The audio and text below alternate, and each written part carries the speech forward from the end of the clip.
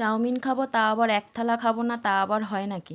আমার কথা না, আমার মায়ের কথায়। তাই নাও চলে আসলাম এক থালা চাউমিন নিয়ে। বাপের বাড়ি ঘুরতে আসলেই আমার মায়ের এই পেট ভরে এক থালা চাউমিন খাবার ডিমান্ড একটা প্রায় রয়েই যায়। তার ওপর আগের বারে ধনেপাতা দিয়ে বানানো আমার গ্রিন চাউমিনের তো মা একদম ফ্যান হয়ে গেছে। এখন তো নাকি মা বলে আমার চাউমিন শুধু সেদ্ধ করলেই সেটা নাকি খেতে অনেক বেশি ভালো লাগে। তাই এবারেও মা আমাকে ধনেপাতা, কাঁচা লঙ্কা সমস্ত কিছু এনে দিয়েছিল যাতে আবার গ্রিন চাউমিনটা আমি বানাই। কিন্তু এবার আমি মাকে আগেই বলে দিয়েছি যে না, আমি এবারে গ্রিন চাউমিন বানাবো না, এবারে আমি রেড চাউমিন বানাবো। তাই জন্য আমার এবারের রেসিপি হলো chilli garlic egg chicken chow. আর এই রেসিপিটার জন্য আমাদের গুরুত্বপূর্ণ দুটি উপকরণই হলো কিন্তু শুকনো লঙ্কা আর রসুন। তাই জন্য সবজি কাটাকাটি শুরু করার আগেই কিন্তু আমি প্রয়োজন মতন শুকনো লঙ্কা আর তার দ্বিগুণ পরিমাণে রসুন কিন্তু আগে একটু গরম জল করে তার মধ্যে ভিজিয়ে রেখেছি। তারপর কিন্তু শরীরের সর্বস্ব ঘাম ঝরিয়ে আমি কিন্তু গাজর, বাঁধাকপি সুন্দর সুন্দর স্টাইল করে কেটে নিয়েছি। তার সাথে পেঁয়াজ আর রসুন তো আছেই। এরপর সেই ভিজিয়ে রাখা রসুন আর শুকনো লঙ্কাগুলোকে পেস্ট করে নেব। তবে হ্যাঁ, এর মধ্যে না আমি একটা টমেটোও দিয়েছিলাম, যেটা তোমাদের দেখাতে ভুলে গেছিলাম। তাই জন্য কিন্তু এই কালারটা এত সুন্দর এসেছিল। তো তোমরা কিন্তু অবশ্যই মনে করে এটি পেস্ট করার আগে একটা টমেটো অবশ্যই দিয়ে নিও। এরপর সব থেকে মেন ইম্পর্টেন্ট যেটা আমরা সবসময় স্কিপ করি, আমরা ডাইরেক্ট চাউমিনগুলোকে ভিজিয়ে দিই। কিন্তু ওরকম করলে কি হয় বলতো, চাউমিনের তলায় অনেক গুঁড়ো জমে থাকে, তো ওইগুলোতে চাউমিন বেশ একটু দলা দলা হয়ে যায়। তাই জন্য আগে কিন্তু আমি চাউমিনগুলোকে সুন্দর করে ছাড়িয়ে নিয়েছি। আর এই দেখো নিচে কত ময়দার গুঁড়ো জমে রয়েছে, আমি কিন্তু সমস্ত ঝেড়ে রেখেছি। তারপরেও দেখো নিচে কত স্তর পড়ছে। এরপর এই চাউমিনগুলো সেদ্ধ করার জন্য একটা কড়াইয়ে পরিমাণ মতন জল নিয়ে তাতে কিন্তু আমি নুন,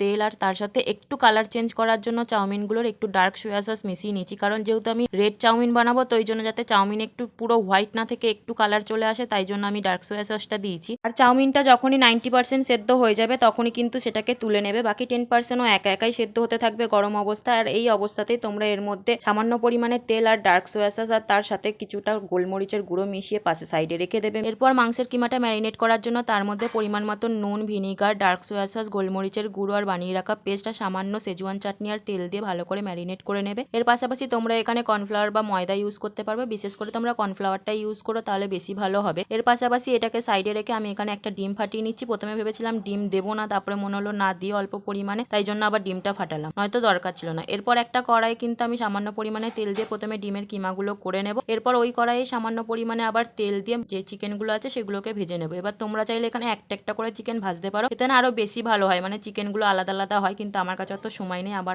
পড়ানোও আছে, ওই জন্য আমি তাড়াতাড়ি করে সমস্ত চিকেনগুলোকে এর মধ্যে দিয়ে একেবারেই ভেজে নিয়েছি। এরপর চিকেনগুলো হতে হতে আমরা কিন্তু একদিকে একটা সস রেডি করে নেব। তার জন্য একটি পাত্রে কিন্তু সামান্য পরিমাণে ভিনিগার, ডার্ক সোয়া সস, কিষান কেচাপ আর তার পাশাপাশি কিছুটা সেজওয়ান চাটনি থাকলে দিও, নয়তো প্রয়োজন নেই, দিয়ে সামান্য জল মিশিয়ে সেটাকে সাইডে রেখে দিও, যেটা আমাদের পরে দরকার হবে। এরপর এই স্টেপটা তোমরা চাইলে স্কিপ করতে পারো, কারণ আমার এখানে চাউমিনের পরিমাণটা এতটাই বেশি, তাই আমি এটাকে একবার ভেজে নিচ্ছি, কারণ আমি লাস্টে গিয়ে সমস্ত চাউমিন একসাথে মিশিয়ে নেব। এরপর চাউমিনগুলো তুলে নিয়ে তার মধ্যে পরিমাণ মতো আবারও তেল দিয়ে সামান্য রসুন ফোড়ন দিয়ে পেঁয়াজগুলো ভেজে নেব। তার পাশাপাশি গাজর আর লঙ্কা কুচিও ভেজে নেব। আর এদিকে দেখো আমি রান্না করছি, আমার মা সমানে কি করে যাচ্ছে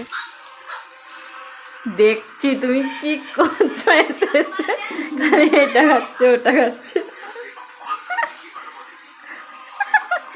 যা কিছুই সেদ্ধ করে তুলছি বা ভেজে রাখছি তাই একবার করে এসে টেস্ট করে দেখে যাচ্ছে, তাতেই নাকি অনেক টেস্ট বেড়ে গেছে। সেদ্ধ করা জিনিসেরও নাকি অনেক টেস্ট পেয়ে যাচ্ছে মা। সে যাই হোক, এরপর যে চাউমিনটা আমি ভেজে তুলে রেখেছি তার মধ্যে ওই মাংসর কিমা আর ডিমগুলো মিশিয়ে নিলাম, কারণ মাংস আর ডিমের যে জুসটা রয়েছে সেটা এর মধ্যে ভালো মতন মিশে যাবে। আর যেহেতু আমি চাউমিনটা অলরেডি আগে ভেজে নিয়েছি না, ওই জন্য আমার একটু সমস্ত কিছু মেশাতে সুবিধাও হচ্ছে, কারণ কড়াইয়ে আমি সবটা মেশাতে পারবো না। এরপর সমস্ত কিছু ভাজাভুজি হয়ে গেলে তার মধ্যে ওই বানিয়ে রাখা পেস্টটা দিয়ে সেটা কিন্তু আবার মিশিয়ে নেবো ভালো করে। এখনো সবজি বাকি আছে। আবার আইছে, এটার মধ্যে কি মিশিয়েছিস?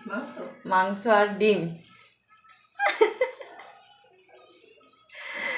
তস হয়েছে না, বারবার আসছে, শুধু চাউমিন খাচ্ছে, শুধু মাংস খাচ্ছে, শুধু। সবে 6টা বাজে, খিদে পেয়ে যায়।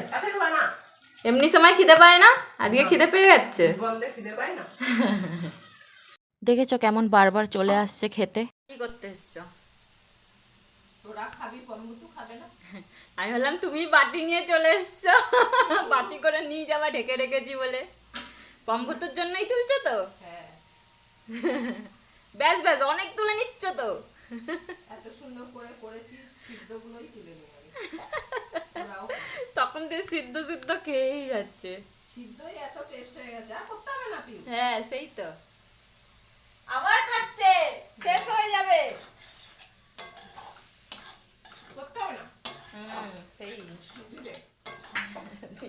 শুনছো কি সব কথাবার্তা, বলছে নাকি আর বানাতে হবে না, অমনই বেশি ভালো লাগছে। সে যাই হোক, এর পাশাপাশি দেখো আমার এদিকে মশলাটা তো কষানো হয়ে গেছে, তার মধ্যে আমি এখানে সসটাও দিয়ে দিলাম। এবার তোমরা চাইলে সসটা দেওয়ার পরেই ডাইরেক্ট এখানে চাউমিনটা মিশিয়ে নিতে পারো, কিন্তু আমাদের এখানে যেহেতু সবাই ক্রাঞ্চি ভাবটা অতটা খায় না, ওই জন্য আমি একটুখানি মজিয়ে নিলাম। তারপরে এর মধ্যে পরিমাণ মতো চিনি দিয়ে দিলাম, কারণ এখানে যেহেতু সসগুলো সমস্ত একটু টকটক হতে পারে, তাই জন্য সামান্য চিনি দিলে এটা ব্যালেন্স হয়ে যাবে টেস্টটা। এরপর তোমরা এখানে চাউমিনটা মিশিয়ে ডাইরেক্ট তুলে নিতে পারো। এবার যেহেতু আমার চাউমিনের পরিমাণটা অনেকটাই বেশি, তাই জন্য আমি এখানে হাফ চাউমিন কড়াইয়ে মিশিয়ে নেবো, দিয়ে পুরো চাউমিনটাই গাবলার মধ্যে ঢেলে আবার পুরোটার সাথে মিশিয়ে নিলে কিন্তু আমাদের চাউমিন রেডি। আর দেখো চাউমিনের কালারটা কত সুন্দর এসছে, ব্যাস রেডি। তাহলে আমাদের চিলি গার্লিক এগ চিকেন চাও বাড়িতে বানিয়ে তোমরা অবশ্যই জানিও কেমন লাগলো খেতে। আজকের মতন আসি তাহলে, টাটা।